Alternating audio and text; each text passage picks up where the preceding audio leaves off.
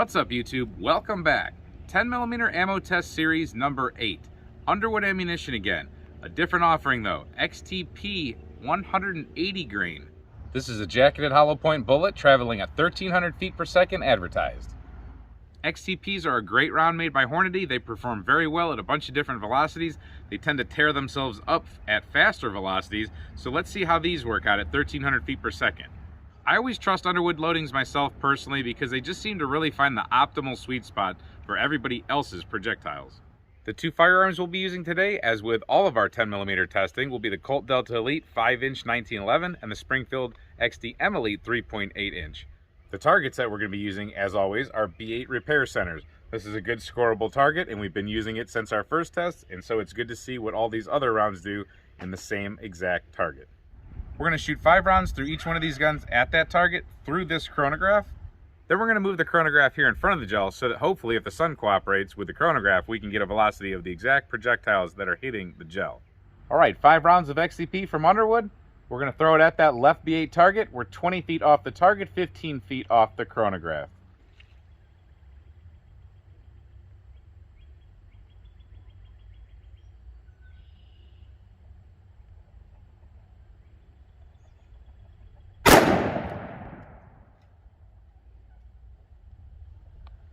.1238, that's pretty boomy in the hand. You can tell they've definitely packed it full of powder.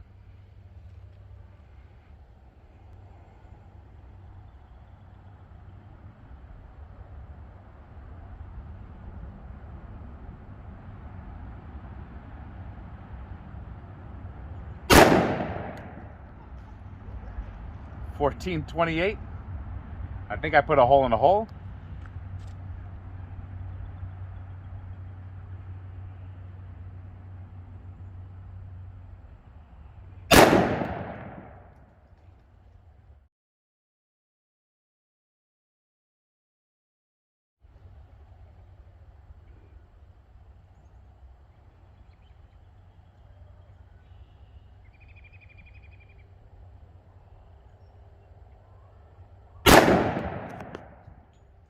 We had an error too.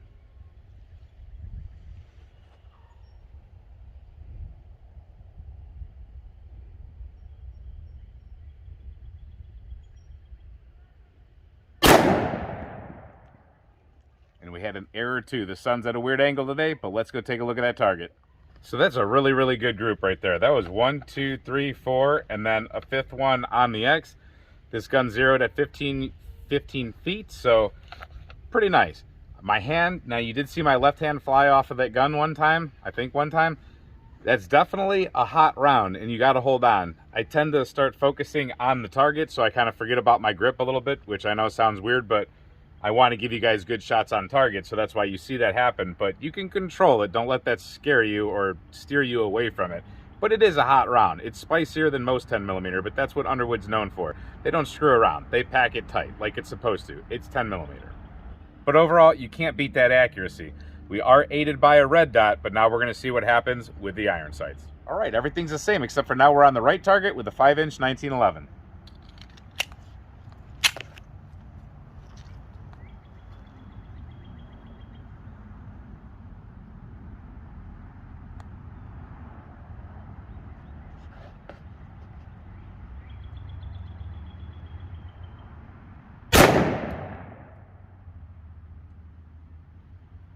.2086.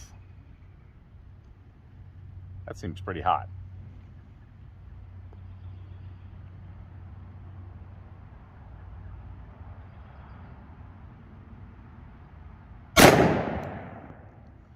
.1409. That seems a little bit better.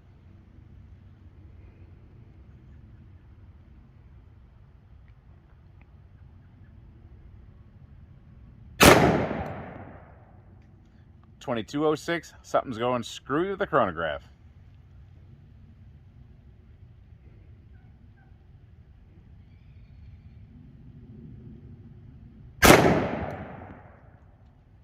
.1991.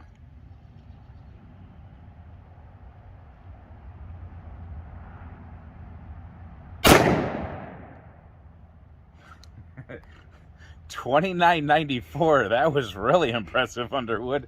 Jesus. And it did not cycle the action back. It must have been that 2994 that did that. I don't know why it didn't cycle back, but let's take a look at the target. I mean, you saw it right there, guys. Your eyes don't lie. And that's why chronograph testing is so hard here sometimes. I almost have to be in a total evening light before dark. But anyway, here we go. That group is 1, 2, 3, 4. And then I winged one out here.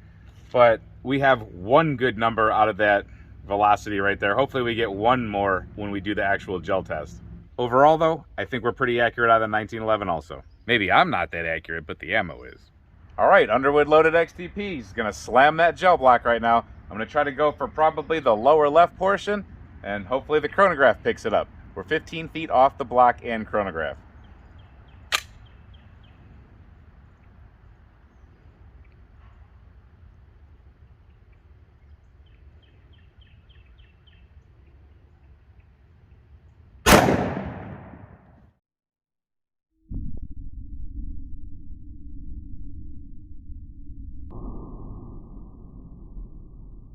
.1232, I'd say that's an accurate reading. There is our entrance wound where we wanted it.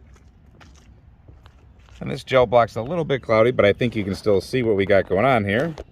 So we have a great entrance wound as always with those type of projectiles, and that big cavitation or that big permanent wound channel is actually out to about 6 inches on the dirty tape.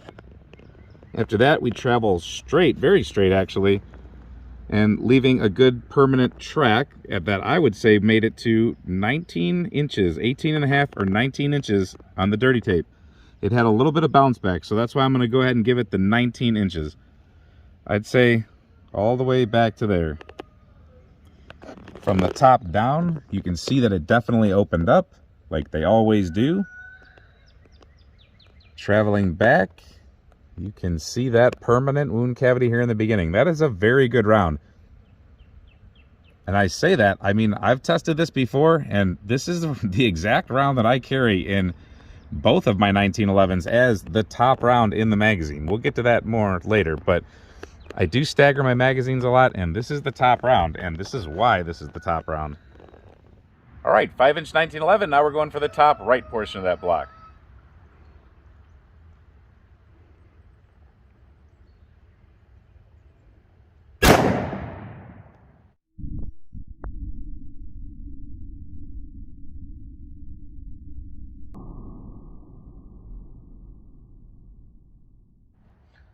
I think we got her, and we got her at 1296.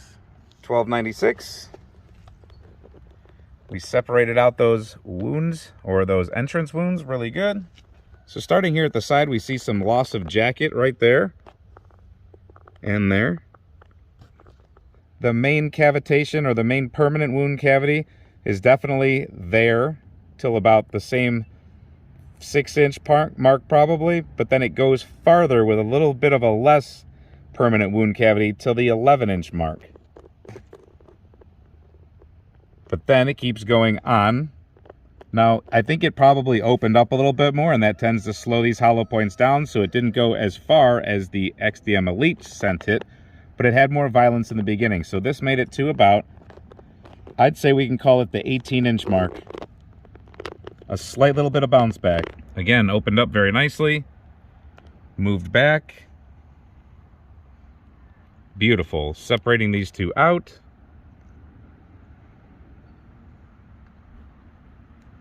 Beautiful. You see how one made it just a little farther than the other. So I always love the way this stuff performs in gel. It does exactly what it's supposed to do. Violence in the beginning, and then it continues on. All right, we dug these little boogers out. Here's the 1911, and here is the XDM. So the 1911 did seem to smush out just a little bit farther, expand a little bit more because of the speed. You can tell just by looking at them, they're a little bit different how much they've actually pedaled back.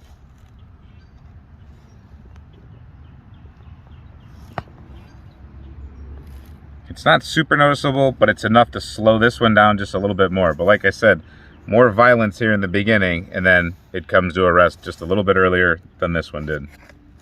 But nice pedal back on both of them. They've both lost lead inside that gel.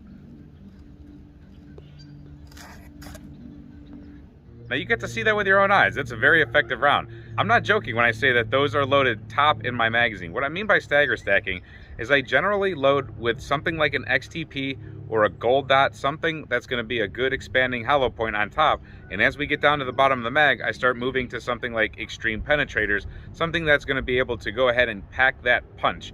Still drive through things if we need to do a little bit of barrier blind, but with the extreme penetrators, defenders, things like that, the flutes tend to push things out. I'll even go hard cast as the last round in my magazine. I'm not afraid of Full Metal Jacket, but I like to keep different rounds in my magazine. That's controversial, but that's how I do it. When it comes to these rounds, I choose them because I like them. It's not an advertisement for Underwood. I've already been through that. I made a video about that before. I'm not a shill for Underwood. I just really like their products. I think they do a great job. They have great customer service. But that round specifically is awesome. Whether it's the 155 grain, which we'll be doing a test on, or it's the 180 grain XTP. Both of them are great. Now, of course, you have to make a decision to see if it's an ammo that you want. And we have plenty of tests of other different ammos for you to take a look at. So depending on your application, there's going to be a 10mm ammo out there for you.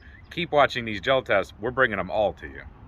Hope you enjoyed this Underwood 10mm test. The next test we do with Underwood is going to be the hard cast. Hope you enjoyed this video and hope to see you at the next video. And until then, stay safe, have fun, and keep shooting.